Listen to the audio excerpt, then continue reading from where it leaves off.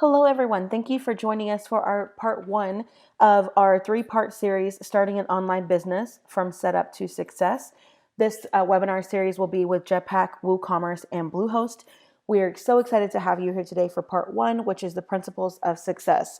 Before we get started today, we want to make sure that everyone can interact with us using the dashboard that you have in front of you. First, I'd like you to look for the button that has a hand and a green up arrow.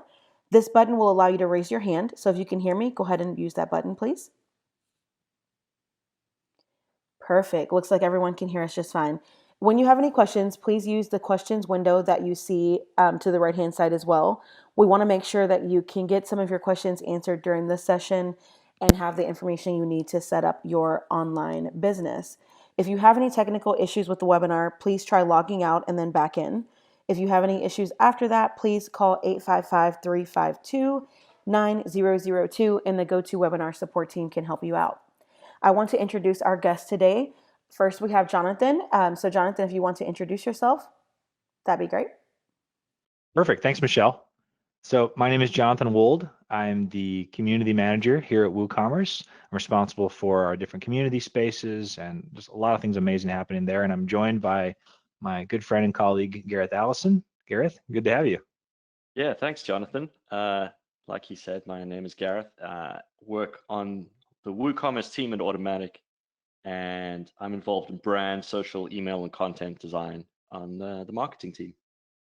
Awesome. We are excited to be here. We have a lot of material to cover, a lot of things that we're excited to be able to share with you. So let's get started.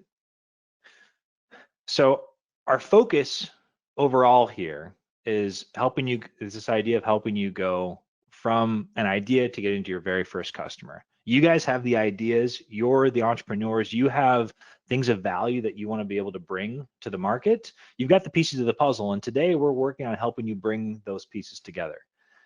The way that we think about this is there's really three objectives that we have. We want to inspire you with what's possible, and we want to help you move from inspiration to action, and ultimately, getting that first customer, and ultimately doing this all in a way that's as beginner friendly as possible. That's really important to us. WooCommerce and WordPress are built with beginners in mind. And as we're teaching you, as we're kind of going over these principles of success, we want to make sure that we're making it as accessible as possible. So today we're talking about the principles of success, and we're going to do that through the lens of 7 key focus areas. We're going to be talking about the decisions that you can make in each of these different areas. You can work on these areas in any order. What we've found is that the most successful merchants start at the beginning, and of course that's what we're going to be recommending that you guys do. So today we'll be talking about how to choose an audience, how to find a problem to solve, how to sell it before you make it. We'll talk about what that means. We'll be talking about creating the product, choosing an operating system, getting the product to your customer, and ultimately all that work that builds up to creating happy customers. And importantly, all of this is again through the lens of your very first customer, because all these topics, there's a lot to say, but today we're focused on helping you move from the idea that you've got to that point where you can get the first customer. How's that sound, Gareth? Ready to go? Yeah, well put. Awesome. Let's jump into it. We're going to start off with step number 1, which is choosing an audience. So the idea here, the way that we think about this is it starts by asking, this is where it all begins. You're asking this question of who can you provide value to? Who are you going to serve? It's a simple question. It's also really foundational. It's a foundational decision. And in our experience at Woo, it is the starting point for the most successful merchants. And it's often overlooked by those who fail. People will get excited. They want to jump back to in the middle there and creating a product. Like that's where they want to get started. Where those who do the best, we find, focus on saying, okay, who's the audience that I'm going to serve? And let's talk a bit about why that matters. And there's 3 things that really stand out to us when we think about like why does this actually matter? Why is it important to choose an audience? The first is that you want to have a clearly defined, like having a clearly defined audience lets you create a clear, impactful message. You can speak directly to them. It makes your content effective. The second reason is there's a value focus. When you have a clear audience, you've set the stage for being able to focus on providing value to that audience. There's a lot of people in the world, a lot of opportunity to provide value, and people's needs are very different. The problems are very different from one audience to the next. When you have a clearly defined audience, your message can be impactful, the value can be clear, and then last, differentiation. Businesses that fail are often either afraid to choose an audience or they just fail to make the choice at all. You guys are different. And by choosing an audience, your business sets itself apart from your competitors. So when we think about choosing an audience, there's two approaches that we find sort of most common.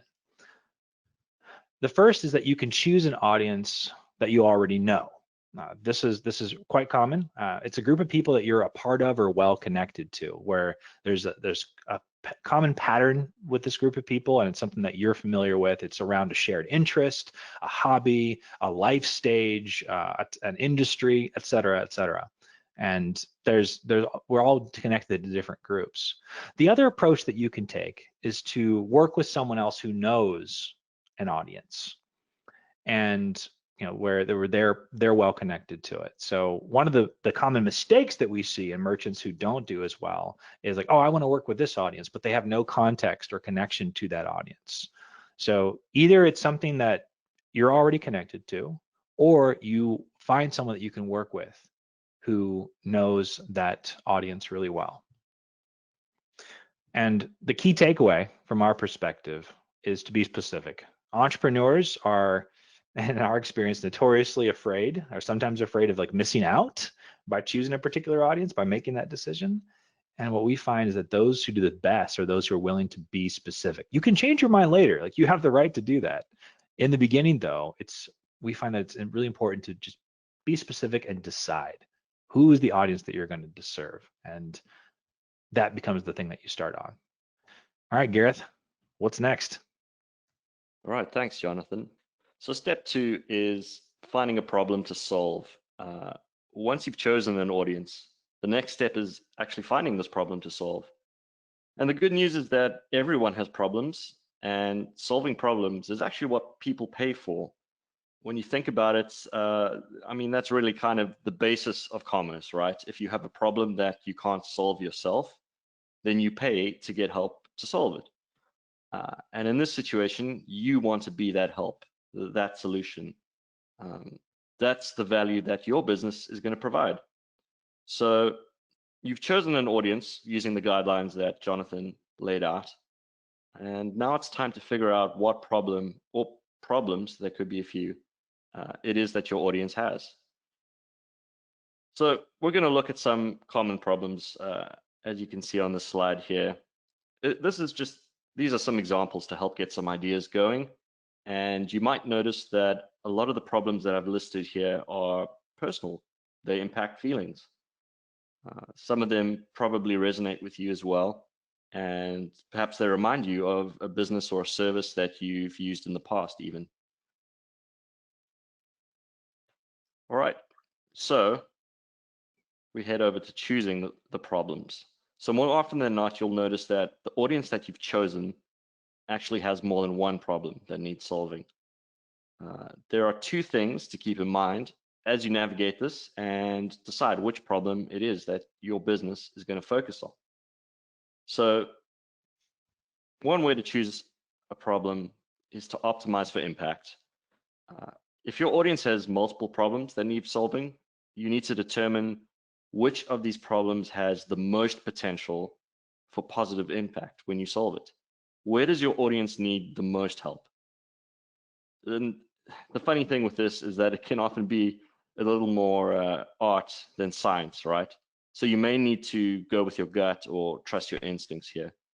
And it's worth remembering that innovation often comes from places that aren't obvious to everyone. As a general rule, remember to optimize for the greatest positive impact. The second point here is let your audience tell you. This is another way to figure out which problem to choose. Talk to them. Ask your audience what their problems are, engage with them, take notes, be open. You need to be willing to understand both how they think and how they feel. And as you listen, you might even discover problems that they didn't even know they had.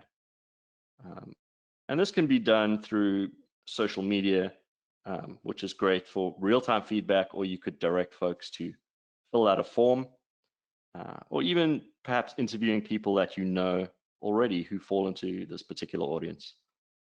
So our key takeaway here when it comes to finding a problem to solve is to follow your audience's lead. Listen to what they have to say, let them tell you their problems, and then focus on that problem. Focus on the problem, rather, that seems to be the most impactful, and that's how you're going to provide the most value. Jonathan? Awesome. Thanks, Gareth. So you've chosen an audience, you've identified a problem to solve. The next step is this idea that we describe as selling it before you make it. You can be excited. Sometimes it can be exciting to like, okay, I found a problem to solve. I'm gonna go make a product and sell it to them. Wait a minute. Before you do that, let's make sure that they actually want what let's test the hypothesis, if you will. Let's make sure that this idea that you have is actually valid. And before we get into the details here, I want to point out that we think of this as an ideal and not a rule. There are definitely situations where you absolutely make the product before you sell it. It's an ideal, though, for a couple of key reasons. The first is selling something before you make it, whether you do it in reality or just as an idea, lets you make sure that the product that you have in mind is actually aligned with customer value. Now, you know your audience, you figured that out, and you know the problem that you're trying to solve.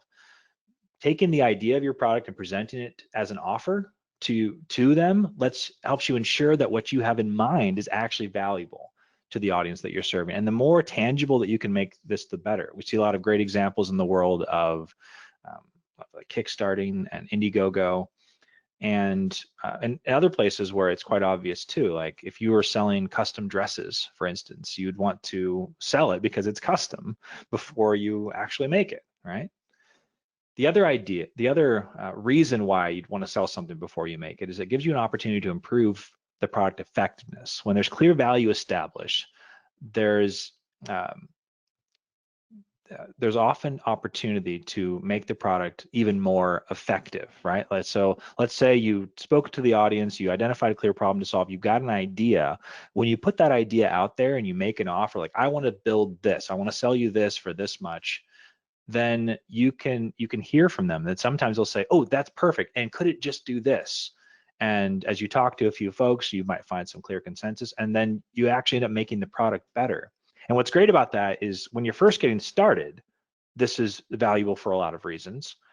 And this is also something that you can just continue to do with version 2 and version 3 and version 4 of the product. Each time when you sell it first and you get that offer in front of your audience and you demonstrate the value of it solving their problem, you can find opportunities to actually make the product more effective. And the last reason, and really important, is that selling it before you make it, whether in reality or just in principle, and testing it, helps minimize business risk. It helps reduce your upfront costs, it minimizes the need for inventory, and just generally helps to ensure that you're avoiding unnecessary gambles. There are risks in business, and the fewer risks that you can take in general, the better. You want to make sure that your risks are focused in the right direction. And when it comes to your customers, it's ideal to minimize that risk. You want to make sure that you're solving real problems. So, and this is something that can help reduce that risk and sort of put that in perspective. I want to point out too that even in situations, like talk about exceptions for just a moment, even in situations where you wouldn't sell something or you wouldn't sell it before you make it, these same principles apply. Like your customer value could vary quite a bit. Like what's valuable to your customers will change in the life cycle of the product and business. Imagine a future state for instance, or a situation where your customers really value speed, or there's something that really has to be done with like a larger quantity order to be able to get more the costs reduced, right? Like if you take these principles, aligning with customer value, improving product effectiveness, and minimizing business risk as like the whys, you can figure out how to adapt them to specific needs. Our guidance for you is test it with an offer. Get it in front of a real audience. One of the baby step here is to like put an offer out and say, would you buy this? The ideal step in most cases is to actually take pre-orders, like help give people the opportunity to pull out their credit card and vote with their money about whether they'll actually buy it or not. Sometimes people will say yes, but they won't really do it. So we recommend testing an offer. Like take this idea that you've got for a problem to solve for a particular audience and get it in front of them and see if they'll actually buy it before you go any further in the process. And the takeaway here, the thing to remember is to make sure you sell it before you make it so that you stay focused on solving real problems and confirming the value. That's what this is ultimately about. You've identified a problem to solve, you've come up with an idea for solving it, and selling it before you make it helps ensure that you're solving real problems. Awesome. Over to you, Gareth. What's next? Thanks. This is the exciting part, Jonathan, where we get to create the product. So this is where you bring the magic, right? This is where you take what you sold, in inverted commas, and you get to bring it to life. So how you're going to do that is, it's up to you, really. You can do something tried and true or something totally outside of the box. The main thing to remember here is that there's no right or wrong answer. The key is that you are focused on solving a problem. So we got a little bit of inspiration for you here. Here's some food for thought to keep in mind and give you a sense of some of the types of products that you might create to serve your first customer. Drop shipping, existing products, and interestingly, we just published a post on the Woo blog yesterday, I think, about this. Yep. You could sell print-on-demand products such as T-shirts and mugs through integrated services like Printful or Printify. You could sell digital goods such as software, MP3s, or design templates. You could even sell your services as a product, things like consulting or guitar lessons. And you could also offer handcrafted artisan products as well. And I recommend that you folks check out the official WooCommerce showcase to see examples of some real stores that are selling these different types of products. So in terms of guidance for creating a product, this can be an exciting step, as we mentioned, and it's very easy to be tempted to just dive in, you know, feet first and go big or go home, as they say. Our recommendation is slightly different. Our recommendation is to start small, sell in small batches, small orders, or even one at a time, if possible, if it's the custom work that Jonathan referred to a little earlier. And starting small, this approach lowers your stakes and it gives you immediate, valuable feedback from customers, and it also protects you and prevents you from being overwhelmed, right? It can also build momentum and confidence. One of my favorite quotes from Bill Gates is where he states that most people overestimate what they can do in 1 year and underestimate what they can do in 10 years. So bear in mind that complexity will naturally increase as your business grows. So you need to start by keeping it as simple as possible. So the key takeaway to remember when you're creating a product is to remember to stay problem focused as well. When creating your product, think back to the problem that you identified with your target audience. You really need to keep this in mind if you're going to effectively provide value to your audience with the products you create. All right, Jonathan, what's the next step we've got in our journey? Awesome. So next we're going to talk about choosing an operating system. Before we do that, just a quick reminder, this is being recorded. So if you've got questions or if you want to go back and look at some of this in detail, you can get to the recording afterwards. So choosing an operating system. So what's an operating system? It's quite simply, from our perspective, it's a system that you use to operate something. And it's made up of three key components. There's the audience, who the operating system is designed for. There's the capability of the audience, or rather the capability of the operating system. And there's the interface, which is what you use to access and interact with it. Now they're all around us. We've heard this before. We have operating systems on our phones, operating systems for our computers, cars, like even refrigerators these days have little operating systems in them. And if your business is going to have a presence on the web, you're going to need an operating system to run it. There's a lot of them out there. There's proprietary platforms, and then there's open source ones, and like WordPress, which is our favorite by far. And we want to give you, you're going to need to choose an operating system for your store, which is what's going to be kind of the basis that powers this experience that you're creating. We want to give you a few factors to consider, to keep in mind when you're making that decision. The first is this concept of ownership versus renting. These proprietary platforms, these software as a service companies, they can be really great, especially when starting out. But there's some downside though. At the end of the day, you're renting space on their platform. With WordPress, WordPress is open source. It's yours. You can do whatever you want with it. And when you're working with a great organization like Bluehost, like they're providing the space for the operating system, it's yours though. It's something that you have the freedom and flexibility to do what you want with. That's another big part of it. Businesses that start on Woo and on WordPress, when you put those two together, there's a flexibility there where you can kind of do whatever you want with it. Whereas on these proprietary platforms, you are locked in. You don't have access to the source code, and you're limited with what you can actually do with the operating system. The other big factor to consider when choosing an operating system is momentum. Looking at just how much traction that operating system already has. Like how long has it been around? What's the size of the community, and what progress it's had, and kind of what trajectory it's on as well. These are some of the factors to keep in mind. And we have a few pieces of guidance for you. The first, based on our experience, and it's worth pointing out our bias. We love WordPress, we love WooCommerce, but for really good reason. There's an incredible community that when you choose WordPress and you choose WooCommerce, you become a part of that community. That's not to be discounted. You can go to meetups around the world. There's people who are willing to spend their time and energy helping each other because we all believe in the shared value of creating something that's beyond ourselves, that's not just about money, that's actually about helping people succeed and giving people freedom to build what they want to build. Community is a big deal. The other piece of guidance is to be willing to learn. There is more to learn. That's a downside, if you will, right? Like these proprietary platforms are successful for good reason. They put a lot of money into making the experience as easy as possible. We have a lot more momentum in the open source community. There is more to learn though. It's like taking a new set of tools. There is a community willing to hold your hand and guide you, but there is more pieces to pick up. And we find that people who do really well with WordPress and with WooCommerce have that curiosity and a willingness to learn. So be curious, be willing to learn. The other piece of guidance that we give you, especially for merchants starting out and for the big ones too, is keep content first.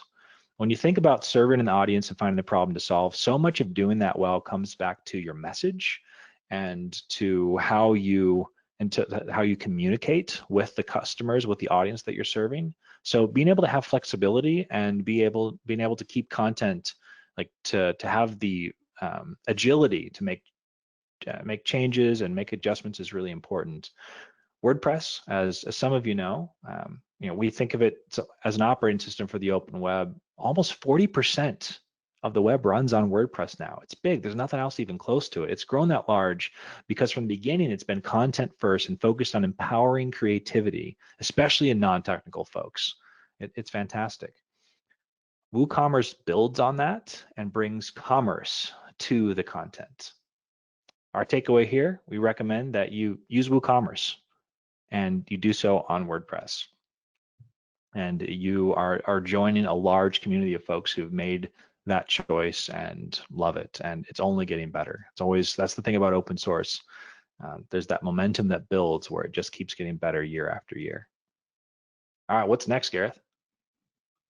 All right, Jonathan, we've discussed creating a product. You've decided that you're going to use WooCommerce on top of WordPress as your business's operating system.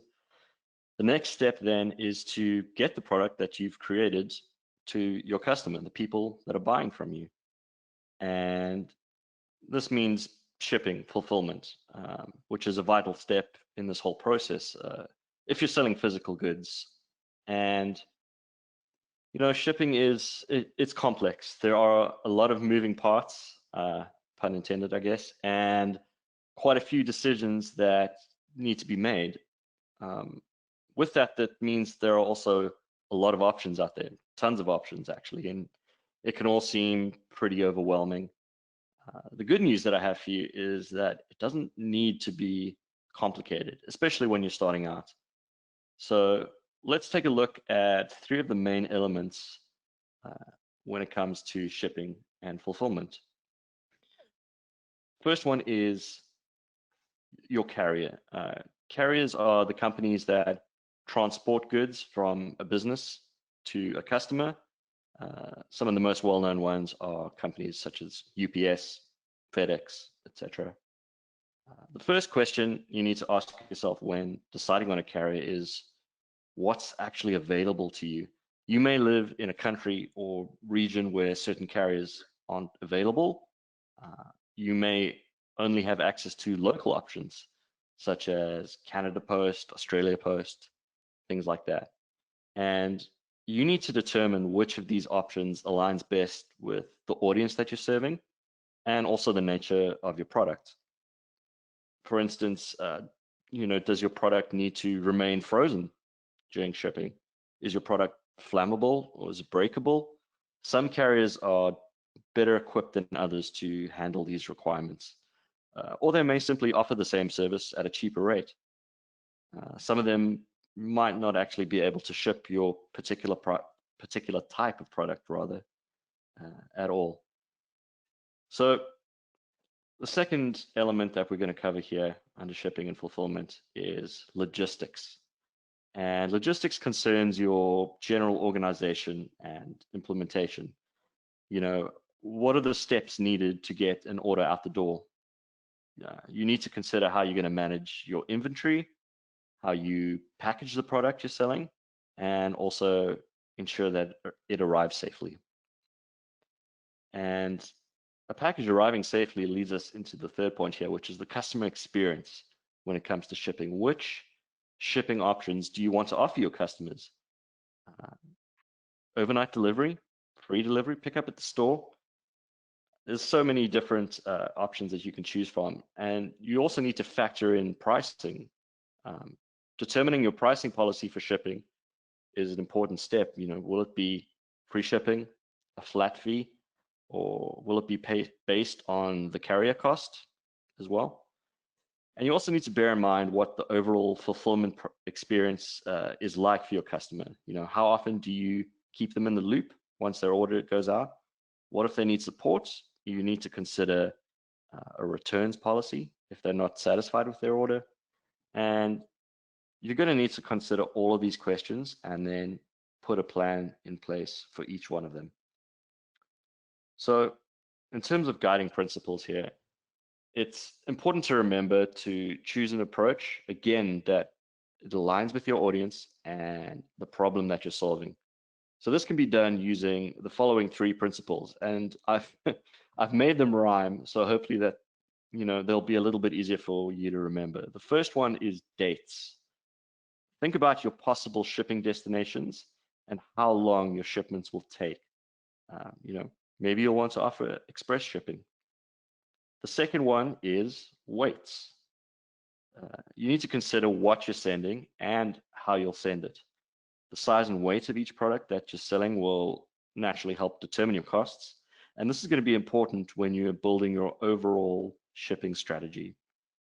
Lastly, we have rates. Should you even offer free shipping? What about flat rate shipping? Will you let customers pay for shipping entirely, or is it built into the price of the product? And again, I want to bring this back to simplicity. Simplicity is key. Keep it simple, especially when you're just starting out. So some key takeaways when it comes to getting your product to customers. Start with WooCommerce shipping. It's a service that we offer. It's a free download and it saves you so much time and money. It allows you to print USPS labels at the lowest rates right from your online store's dashboard. And you can even schedule a pickup from your home or your business's front door. So you don't need to wait in long lines at the post office anymore, which is pretty great. And new carriers are also in the works as we speak. I have to mention that it is US only for now. But the good news is that our team is working hard to expand on this in the future. And if you're based outside of the US, I encourage you to check out the WooCommerce marketplace, which is our official extension store. And there you'll find multiple global and regional carriers and services. So yeah, that's it for shipping. I'm going to hand it back to Jonathan now. All right, so at this point, we're in a pretty good place. We have chosen an audience. We've identified a problem to solve. We've proved that they actually want it. We've created the product. We've chosen an operating system. We've worked out shipping. And at this point, the product's on its way to its customer. And here, the idea, it's just really important to bring in mind that we're wanting to optimize for happy customers. It's like we're taking someone who is a customer and we're looking at how can we as the entrepreneur create a happy customer. Let's talk about some of the benefits. May seem obvious, but let's talk about it. Let's not leave it to chance. What are some of the benefits of having happy customers? The first is that they're more likely to buy from you again. That's fairly obvious, but it's worth pointing out. We often see in merchants who don't do as well that there's this focus on kind of just getting the product out there and then moving on to the next. Merchants who do really well treat it like a relationship. It's just the start of something, and they're excited to have it. And they're thinking about the long term, not just the initial purchase, but the long term of being able to offer something else to that customer again. It also, another benefit is that increasing customer retention also increases profits. There's usually a higher cost of acquisition up front, even if it's just the time that you put into it. The longer your customers stay with you, the more profit that comes out of that. And that's important to the sustainability of your business. Having happy customers also lowers your marketing costs because on two fronts. One, they serve as ambassadors for you. They serve as evangelists for your brand, getting the word out there. And two, you're not having to put time into, they'll often do your own PR, like at defending your brand if someone has concerns or complaints, and just serving as advocates for you. Another benefit is that there's a greater chance of referrals and just the general brand goodwill. If people are happy customers, if they had a good experience, they'll more often than not tell others. And especially, this depends, of course, on the nature of your product. That's one of those things that you want. Like if you have a happy customer, they're now a part of that brand experience that you're creating. Happy customers also give your business a significant competitive advantage. The bar is sadly fairly low out there. So the work that you do to make sure that your customers are happy can really help you stand apart. We all hear these great customer success stories.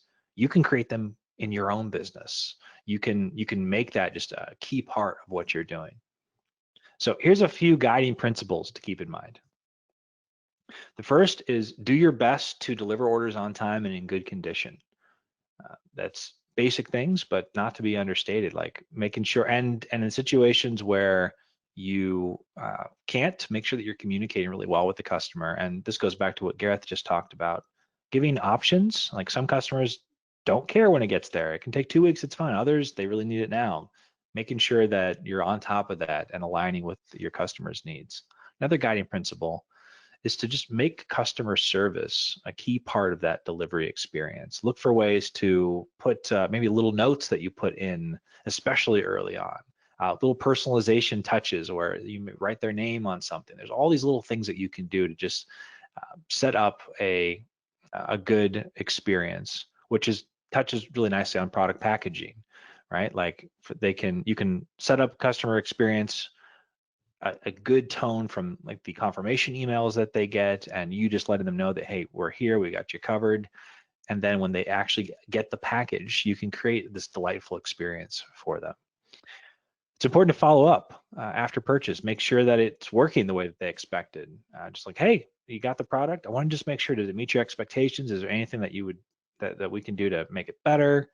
Have that engagement with them, and then continue to follow up. Don't spam them, but just continue to check in like a couple months later. And this is all relative, of course, to the nature of the problem that you're solving, the product that you created. You'll know what to do here. But the principle is to follow up regularly and appropriately. And as you follow up, make sure that you're delivering value, not just sales offers.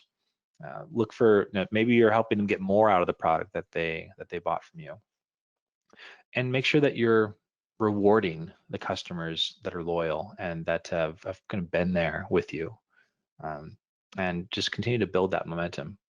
The key takeaway here is build relationships with that first customer that you get, build a relationship with them, thank them for being a customer, engage with them, and then continue to do that with each new customer that you add.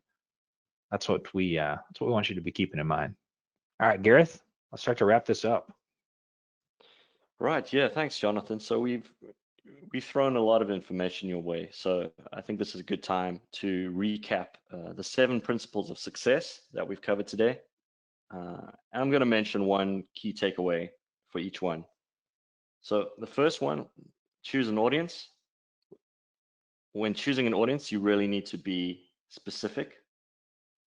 You need to then follow your audience's lead when determining which problem it is that you're going to solve. You should test your value proposition to be able to solve real problems. When the time comes to create your product, it's important to remain problem focused. When you choose an operating system for your online business, we recommend that you choose WooCommerce on WordPress. Remember that shipping and fulfillment can be complex and daunting, but it doesn't need to be. Keep things simple, and we recommend starting with WooCommerce shipping to save time and money. And lastly, but definitely one of the most important ones, is to build relationships with your customers. That's incredibly important. So Jonathan and I want to offer a little bit more extra guidance when it comes to implementing these principles of success. I keep repeating it, but it bears repeating because it's so important, especially when starting out. Remember to keep it simple. Yes. Don't let yourself get bogged down with too many options. And we also recommend that you engage with the community. Jonathan mentioned all of the positive aspects of open source and the community that surrounds both WordPress and WooCommerce and Bluehost as well. All 3 have vibrant, active communities where you can learn from and help each other. I'm talking about forums, Slack channels, Facebook groups, all of that kind of thing. The people are there to help you and share knowledge and help guide you on this journey to success that you're on. And importantly, we really want to encourage you to start now. It seems cliche, but the best time to start is now, not tomorrow, not yesterday, now. I can't encourage you enough with that. You have anything you'd like to add to that there, Jonathan? I just to agree with all of it, keeping it simple. We see, I mean, you guys are talented. You have a lot of experience that you're bringing to the table in different ways, shapes, and forms, and it can be tempting sometimes to complicate it. Remember, this is about getting your first customer. Work towards that first customer. Keep it simple. There's a lot more. Like we're touching on a lot of different things, but look, we've been able to get through all this material together, and the lens through which we're doing so is like, what do you need for that first customer? Don't complicate things. Keep it simple. And like Gareth was saying, engage with the community. This is one of the big strengths of open source. There's an incredible community there to help you, to give you this, to invite you to be a part of it. And then, yeah, starting now, get that audience that you want to solve, or get that audience rather that you want to serve, find the problem to solve, sell it before you make it, and just keep following those steps. That's all we got.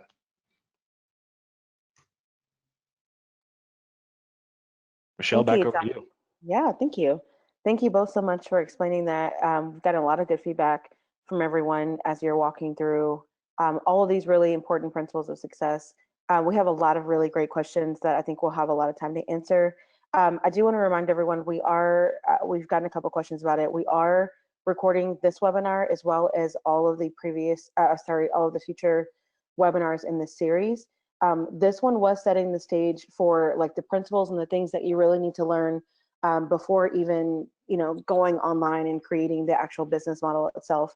part 2, next Thursday, we'll talk about introducing WooCommerce and Jetpack into your business and how to use those tools to manage and grow your business. So there were some questions about whether they will be more hands-on and showing some more details and things like that. That one will have that, and as well as part 3, like they were just talking about, keeping your customer experience on point and making sure people want to come back to you. We will talk about that in part 3 as well, going beyond the setup and into that success model through your marketing, through your ongoing value, your recurring revenue, things like that. So not to worry, we will have more detail and more physical explanation or visual explanations of how to do some of these things later as well. So I did see a really great question that I thought was great to ask. How do you test your idea to solve a problem without giving away the idea? I thought that was a really great question to ask you all, to kind of get your feedback or expertise on that. Ooh. I'll go first, and I'll just offer my my initial personal take on that. Ideas, well, I recognize there's some trickiness to this, but I'm just going to go ahead and say, like, in my experience, ideas are cheap, and sometimes as entrepreneurs, we can hold on to them too much. Like, where the magic really comes in is in the execution and creating that great customer experience. Because, like, these are all things that if you've chosen an audience and a clear problem to solve, putting that idea out there, like, that's only a step in the process. And I've seen people, like, yes, there are exceptions where, like, there's something that you need that secrecy, but more often than not, you really don't. And putting the idea out there and getting feedback and letting them also be a part of helping shape what it becomes. So my initial thought is, just make sure that it's something that really needs to be kept in, because more often than not, where we see success, people who are willing to put it out there and then open it up, and the idea actually can evolve further from there. And people, when you show that openness, that willingness to be vulnerable even and putting the idea out there, more often than not, there's a response in kind where people will see that and they'll engage.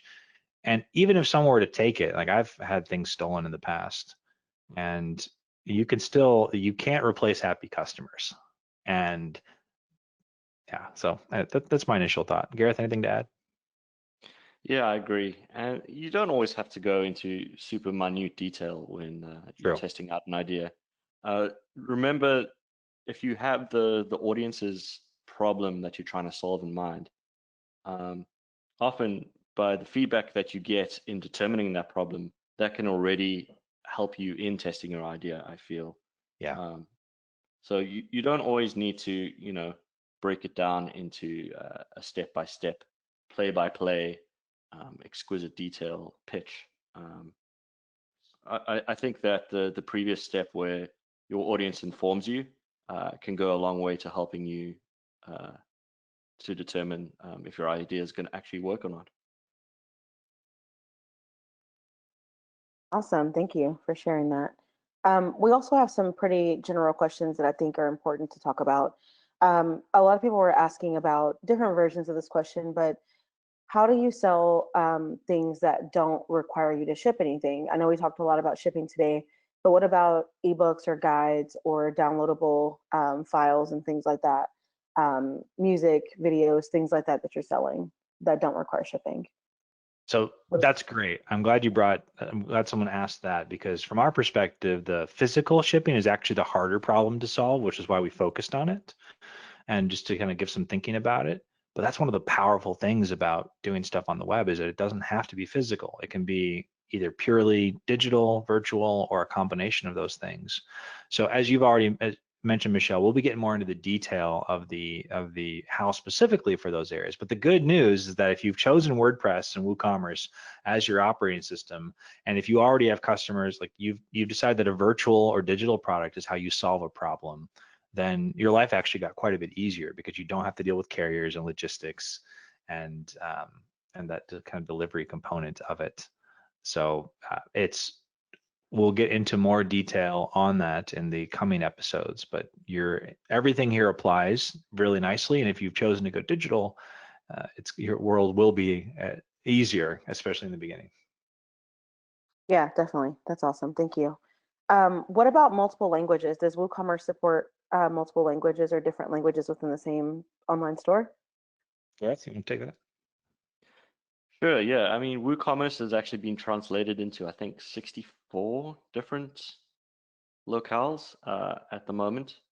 And because it's built on top of WordPress, right? And WordPress does have multilingual capabilities through the use of a plugin. There's several out there that sort of enable you to turn your website into a switchable, if you like, multi-language site. And the same goes for WooCommerce because it's built on top of those same principles. It doesn't, the switchable language function doesn't come with core WooCommerce. It's enabled through extensions, but you can set any out of 64 base languages for your store in WooCommerce core when you set it up.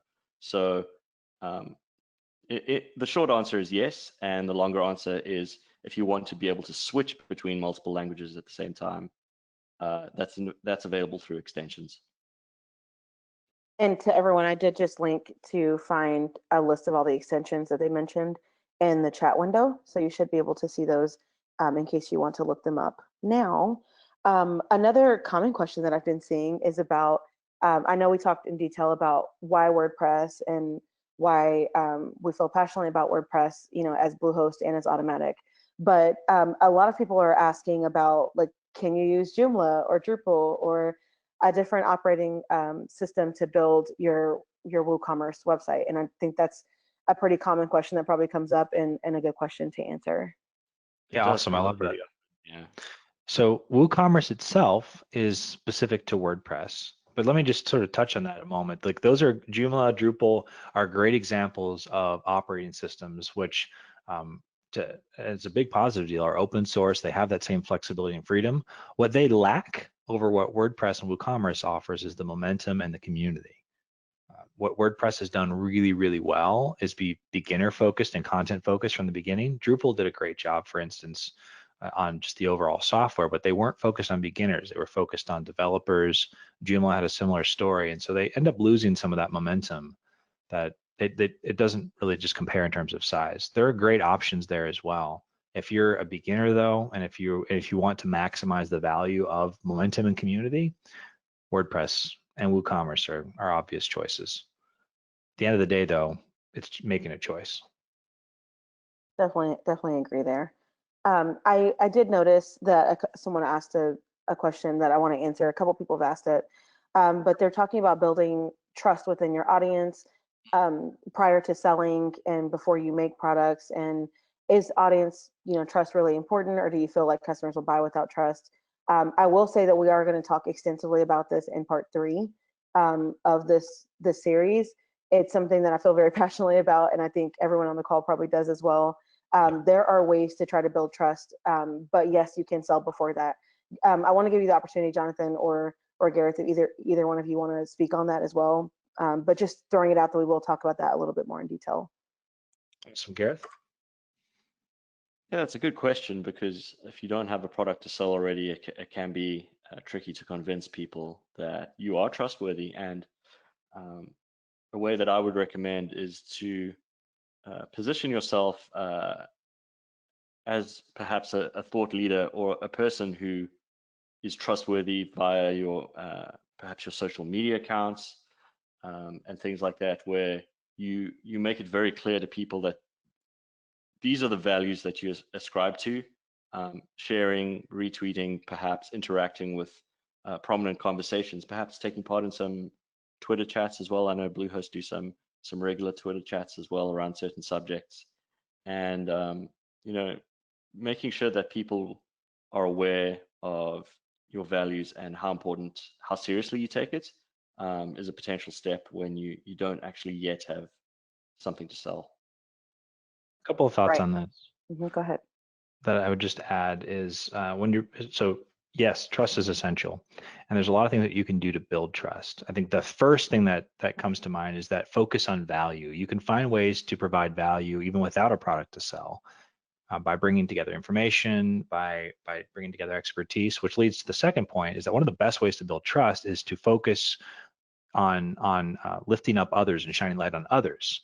So if you're wanting to take a particular community and build your own trust and authority, credibility in that community, be the person who shines the spotlight on others, like interviewing other people, bringing resources in, bringing expertise into that community. That's one of the best ways that I've seen to build up trust especially if you're new in something. It all comes back though to providing value, for making it about the audience that you're serving, about the problem that they have.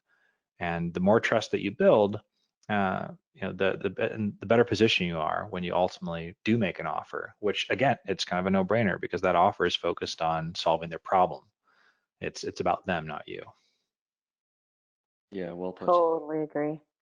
You both just really walked right into episode 3, to be honest. Like, that's something that we'll be talking about in pretty big detail about the value. And I also agree that value is the first step in creating trust through information and through different things like that. So thank you for both answering that question as well. There is a very common question that I know you get all the time, and you talked about it a little bit at the beginning, but a few people have asked about it, what is the difference between Shopify and WooCommerce? Outside of the WordPress aspect, can you just give your feedback on that? I'll take this first. So I love Shopify. I love what they've done. They've helped. So WooCommerce, we're on a mission to democratize commerce, which is to make it more accessible for everyone, right? Shopify has done a lot to contribute to that. They put a lot of money into building this platform. They have a lot of experience. At the end of the day, though, Shopify is a proprietary platform, which means that everything on Shopify is theirs. The source code's not open. If you don't like the way things are going, your only real option is to leave. That's one factor of it. Whereas on the other side, WordPress, which is even bigger, and WooCommerce, which is even bigger than Shopify, is open source. You can do what you want with it. We have recommendations, and we at Woo want you to work with the products and services that we make available, but you don't have to. If for some reason you decided one day that you don't like WooCommerce shipping anymore, you're not stuck with it. You can move to something else. The same with WooCommerce payments and other services that we provide. We want you to use our things because it's what you want to do. It's not something that you're forced to do. Whereas on Shopify, your choices are either go all in or leave.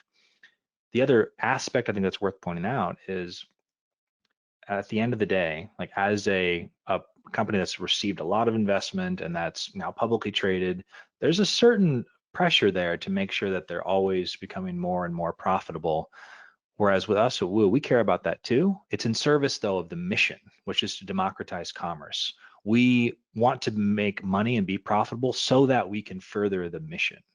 So there's a bit of a fundamental difference there. We think Shopify is great. A lot of people, if they're not willing to learn, if they don't want to be part of community, will start with Shopify and take advantage of the great onboarding experience. They often end up back over at Woo though, and then that's where they stay. So I like what they're doing. I appreciate it. It's just a fundamentally different approach. Yeah, and for me, it comes down to, I think you mentioned it earlier, Jonathan, the concept of renting your store versus owning your store, right? Yeah. So with a platform like Shopify, subscription based, you pay per month. If you don't pay, your store doesn't exist anymore. Or if you leave, you have to start from scratch. Whereas WordPress and WooCommerce, a lot more freedom options. So much more freedom, and what I like about it as well is that you own your data. So we keep repeating, start small, but the time is going to come where hopefully your business is very successful and you'll need to grow and expand. And with a platform, an open source platform, you can take charge of every little detail and just optimize it and maximize it. And you have your own data that you can draw on and use to your business's advantage, where all of that is kind of behind locked doors with a software as a service platform like Shopify. So really, like, the power that comes from owning your own store versus renting it, for me, that's the major difference in my eyes, really. I think it's a great difference to actually spell out, to really make it clear for everyone. So thank you both for that explanation. I know we are low on time. I do have one more quick question, and I think it's similar to what you answered earlier to another question. But many people are saying, how does WooCommerce work for business services? And I know we're going to talk about that a little bit next week. And I know we talked about extensions, but is there any kind of, I won't say encouragement, but anything that you can kind of share with a little insight on how that works when you have a service versus a product that you don't even download, right? Maybe it's just an actual service that you're selling.